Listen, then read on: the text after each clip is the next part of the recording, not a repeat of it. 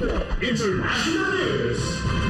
Umabot na po sa 390 ang kumpirmadong nasawi matapos na manalasa ang malawakang flash flood sa northern Nepal nitong Miyerkules habang patuloy pang isinasagawa ng mga otoridad ang search and rescue operations para sa daan-daan pang missing o nawawala. Ayon sa Nepal National Disaster Risk Reduction and Management Authority, 258 na katawan na ang na-recover habang 351 na katao naman nang nailigtas. Kabilang sa mahigit 1,400 na iniulat na nawawala ang 571 na foreign citizens. Patuloy pa ang operasyon ng mga otoridad sa mga lugar na matinding naapektuhan ng pagbaha upang hanapin ang mga nawawala at matukoy ang kabuuang lawak ng pinsala.